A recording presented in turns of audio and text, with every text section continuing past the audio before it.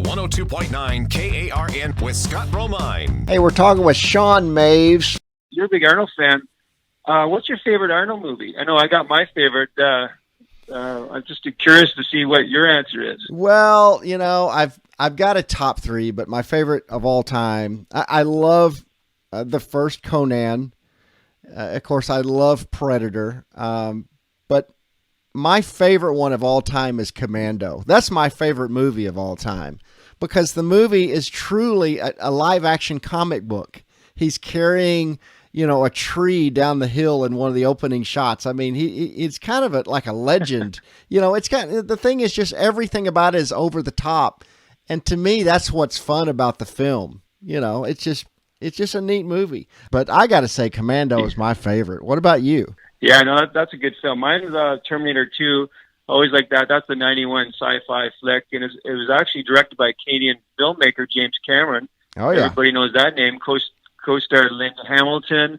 And Arnold says that T2 was his biggest career booster. And I kind of like it because of special effects, you know, all the one-liners and the 3D bad guy cop, T-1000. And, you know, the storyline's kind of cool. I don't know if you remember some of those chase scenes. They're still some of the best action scenes out there. Oh, yeah. Well, definitely. The motorcycle stuff.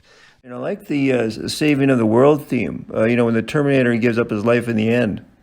I saw it. I was still in high school when I saw it at the theater. And, you know, even a movie from today, you know, maybe still makes those liquid effects on, you know, in comparison. But, man, it stands up today. It's not like the movie looks dated at all.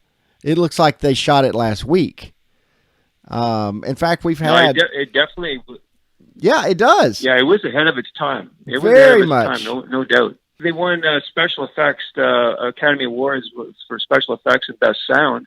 They did. That's right, they did. And Arnold put that off.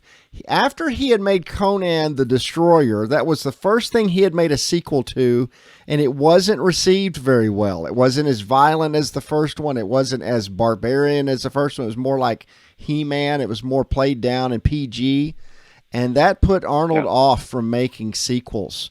And in fact, he turned down, on the set of Predator, while they were filming Predator, he turned down $14 million to do Predator 2. He hadn't even finished Predator 1 yet, but he was so turned off about the idea of sequels that it was all the way until 91 until he came out with Terminator 2. So it took a while.